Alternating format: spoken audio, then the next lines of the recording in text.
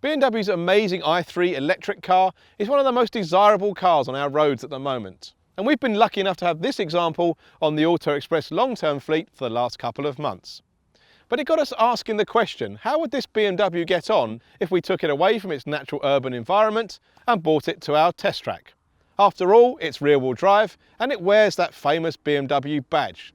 We've also brought along a polar opposite counterpoint in the shape of a front-wheel drive traditional hot hatch, the Suzuki Swift Sport.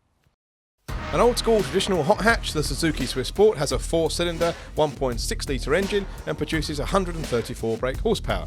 It'll hit 60 miles per hour in 8.7 seconds and weighs 1,045 kilograms. It'll only cost you £14,499. With its composite body and electric motor, the rear-wheel drive BMW i3 is packed with modern technology. The electric motor produces 168 brake horsepower and it'll accelerate to 60 miles per hour in just 7.9 seconds. But it weighs 1,315 kilograms and will cost you over £30,000.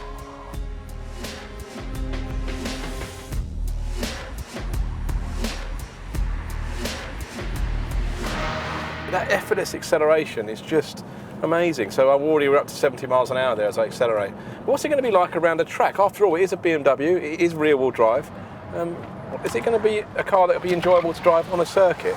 Well, the answer is yes, but in a very different way from any other BMW you're ever going to drive. It's not a normal BMW. Don't expect this to drive like a normal BMW. You can feel that the car's rear-wheel drive, but you can't turn off the stability control. And there's obviously a relatively large amount of body roll in this car, and it has very small, skinny front tyres, so you have to drive it accordingly. So what you're effectively doing is almost squaring off the corners. So as you come towards the corner, squaring it off, getting the car turned in, so there's a minimal amount of angle on the front wheels to stop the understeer, and also you're trying to resist the stability control coming in. So as soon as that comes in, obviously it's pulling the car back. It's just trying to square it off, carry momentum and be really smooth. And I've got to say, it's really good fun driving this car. You obviously, like the same as on the road, you've got great visibility, and there's a reasonable amount of feel of what's going on. But the real thing that makes it so fascinating is just obviously having this absolute silence as we whip around the circuit. So through these high-speed SEs, that's 75 miles an hour through there, 76 miles an hour, and that's easy flat in the i3, very untroubled by doing that. So it's a really cool thing. I love the silence. Obviously no engine braking, but lots of regenerative as you get into the brake, as you lift off the throttle.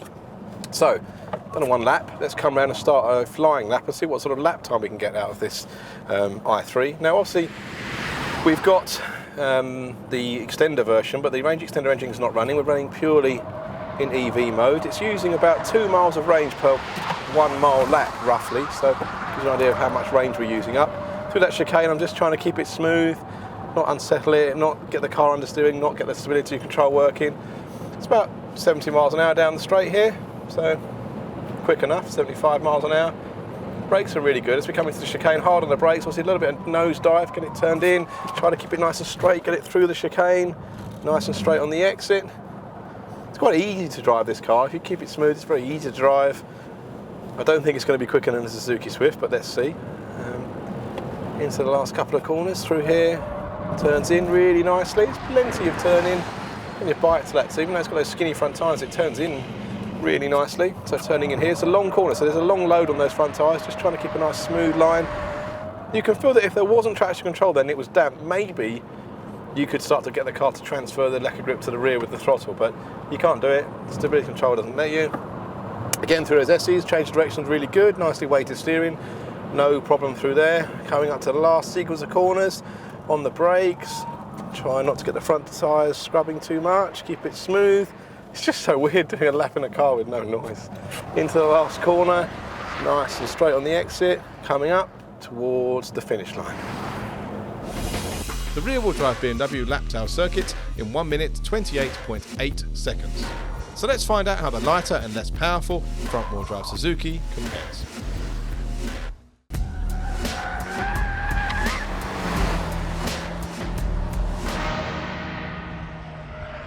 i3, obviously electric, carbon shell, rear-wheel drive, high-tech, all those things. And this is just a really simple, back to basics, good fun hot hatch, front-wheel drive, really revvy little engine, nice sharp handling little chassis, and straight away it's completely different to the BMW. Obviously, BMW's got that instant acceleration, it's pretty quick up to 40 miles an hour. The Suzuki is the opposite. You've got to keep revving and revving and revving it. So it revs to just 7,000 RPM, but it really keeps pulling and does feel a lot quicker than the BMW in a straight line. It'll be much later on the brakes into these corners. Obviously manual gearbox, so I've got engine braking back and other regen stuff that we've got in the BMW. So really back to basics, but it's really good fun, this car. I must say it's been ages since I've driven a Swift Sport, and it really is quite real textbook little old hot hatch. So I'm going to do a little lap round, and then we'll come around and start a flying lap. Already you can carry so much more speed into these corners than you can in the BMW, so sort of loads of front end bite, even though it's front wheel drive. You can feel the unloaded wheels starting to tilt a little bit. Nice, traditional, well set up hot hatch chassis through this high speed change of direction. Bit of understeer on the exit, but it's about 90 miles an hour through there, so it's 20 miles an hour quicker than the BMW through there. So down through the gears, through these last couple of slow corners, and we're going to start a flying lap. So here we go. Try and keep it nice and smooth on the exit, get some decent traction. 7,000 RPM up to third gear, across the start finish line.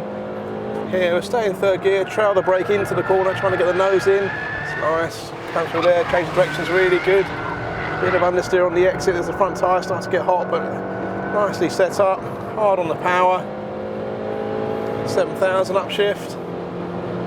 It's good fun, this car. Coming up to the chicane. Just under 100 into there, braking down through the gears. Second gear, get the nose into the first part, turns in really nice into the second. Traction's good on the exit. Try and keep it clean, carry momentum. It's really nice. Now up to these two mid-speed left-handers, just touching the limiter in third. You can really carry speed there, really aggressive with the apex. Lots of road on the exit. Same here, just gonna get it turned in. Nice, it starts to hop a little bit. Hard on the power. I've got a feeling this is going to be a lot quicker than a BMW i3. I have to say, both these cars are fantastic, and I've really enjoyed driving both of them around the circuit. It couldn't be more different, and the reason for enjoying them is completely different, but they're both really good cars. Just proves there's no one formula for a great car. Coming out to the last corner, try and keep it clean. That's it, and cross the line.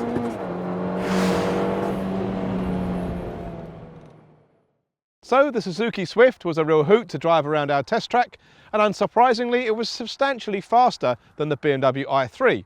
But that isn't the whole story of this exercise. Driving the i3 away from its natural environment on the test track only reinforces just how well engineered this car is. And I have to say, even in this alien environment, there's real pleasure to be had from driving it. So while it's completely different from any other BMW, I'd say the i3 is still a driver's car. If you want to see some more BMW track battle action, click on the left window to watch the BMW M4 take on the Audi RS5.